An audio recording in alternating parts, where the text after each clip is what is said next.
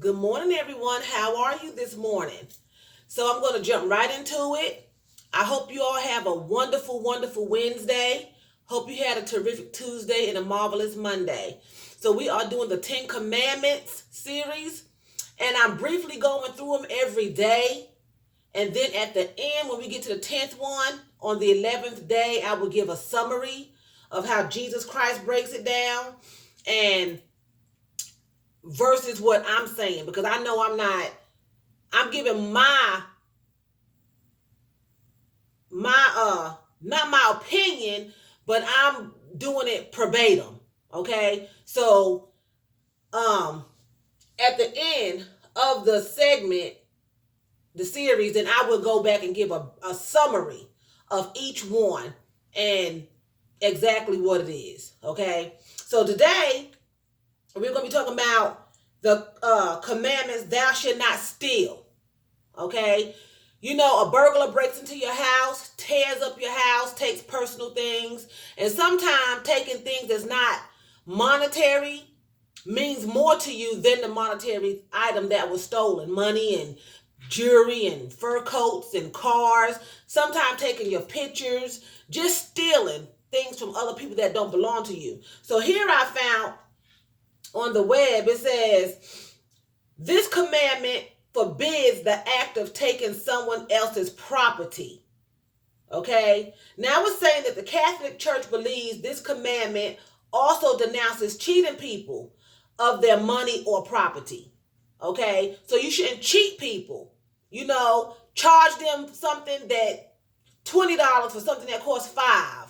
Charge somebody a house $500,000 when the house is only worth $100,000. You're cheating them out of their money and cheating them out of their property, depriving workers of their just wages, or not giving employers a full day's work for a full day's pay.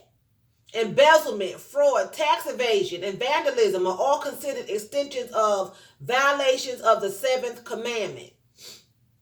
Okay? Stealing is just wrong altogether. I've been stolen from. I've been taking things from. It could even mean stealing a spouse.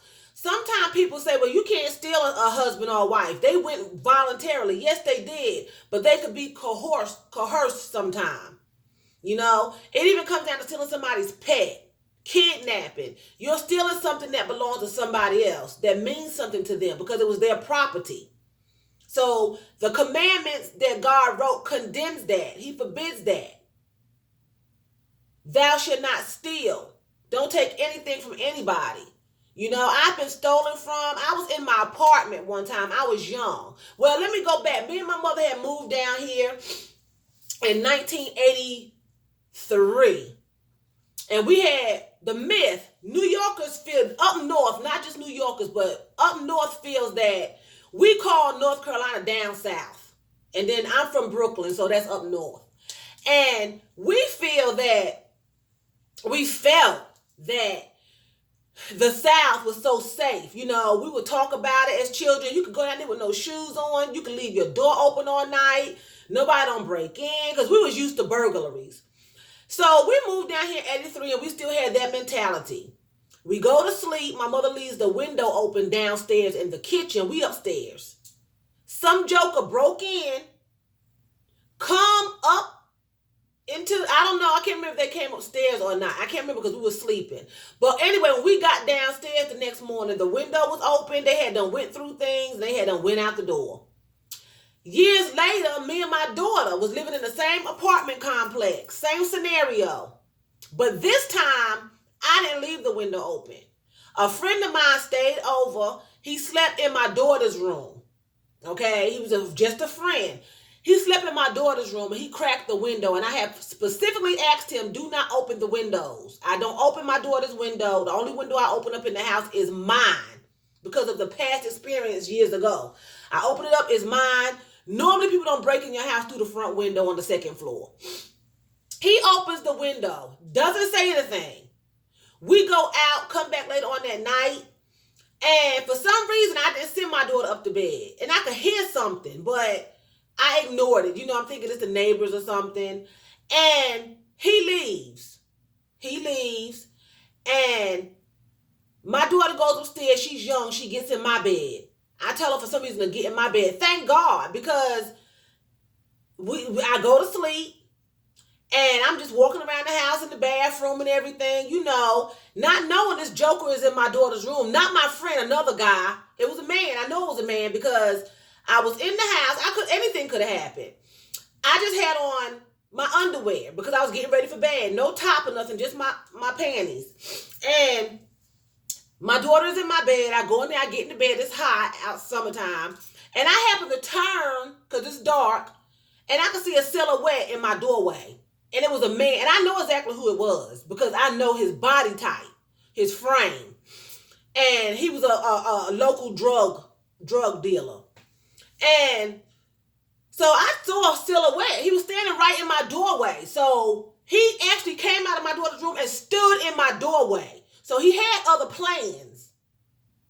I know he did, but the grace of God protected us. He stood in the doorway, and I looked. And when I looked, excuse me, my phone is starting to ding. I looked and it left. It was so dark. He left. It left. I went to sleep. I get the next morning. My pocketbook that was hanging on my door was gone. I had 2 full weeks pay in there. And at the time, I was getting public assistance as well. So I had 2 full weeks pay from my job, and I had food stamps gone. And he had went downstairs out the front door. When I went into my daughter's room, he had been hiding on her bed. Covers messed up, footprints everywhere, window wide open. He could have killed us. If I had sent her into that room, he could have kidnapped her, he could have raped her, he could have shot me, anything. Of course, I blamed my guy friend because you did not listen to me. That's the same thing I go back to is it's better to obey than to sacrifice. You were hot. You could have said, Tracy, I need a fan. I'm going home. I'm not going to stay here tonight. It's late. We have with the Carowinds. Something. But needless to say, I was stolen from. And here it is years later, and it bothers me now that I'm talking about it. So the Bible, the 10 Commandments the Lord wrote, he condemned stealing. You don't take anything from anybody else. You go and you get your own. You go, you get you a job, and you work 2 or 3 jobs if you have to have the things that you want. If you want a spouse, you don't go after somebody that's a spouse. You look for your own spouse. You ask the Lord to send you a husband. Ask the Lord to send you a wife. You want children, you don't kidnap somebody else's baby. If you can't have a baby, go adopt. You don't steal somebody's puppy or their cat. Go to the pound. There's plenty of them. There's strays on the street. I picked up a stray. Okay? So don't steal. Don't be taking people's things. Don't be going around here stealing people's jewelry. People steal pens. You can't even lay a pen out. They pick up your pen or your calculator. I've had, things stolen. I've never stolen anything from anybody because I feel like if I can't purchase it, then I must don't need it. I just don't need it. I'm not going to take from somebody else so I can have. Now, people do steal. They feel like, well, my children are hungry. I don't have the money. I'm going to go steal food. And I think the Bible talks about things like that. But he also gave the commandment. It's no excuse. Don't steal. If your kids are hungry, you might need to go ask for some help. But he made specifically, he's not going to excuse it because you feel like you have an excuse.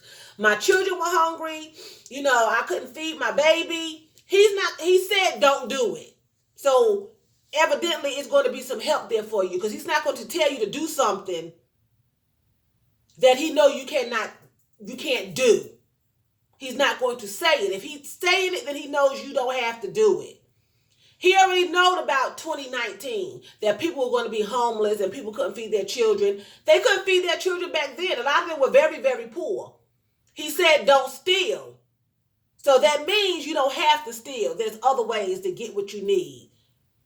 And I'm talking about material things too, because why steal my coat when you can go and you can buy a coat or lay a coat away or go to Goodwill? People are giving coats away free. It's the holiday. So that's just an example. There's no reason to steal.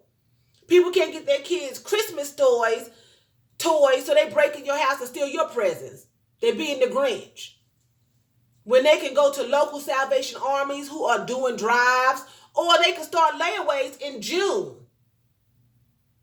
and work it up until December. Stop laying home just not doing anything. Stop stealing. Stop stealing from the government, reporting false information just to get food stamps and extra money, or to be able to get on into a housing property when you can afford to pay real rent and somebody else needs that money, that Section 8 or whatever it is. He's talking about that. Not just busting in somebody's house, stealing their pocketbook or snatching their chain off their neck. He's talking about just stealing. Okay? So do not steal. Thou shalt not steal. Commandment number 7, thou shalt not steal. Okay? So with that being said, I'm going to go. Don't forget to rate, share, and subscribe. You all have a nice day. I love you. See you in the AM.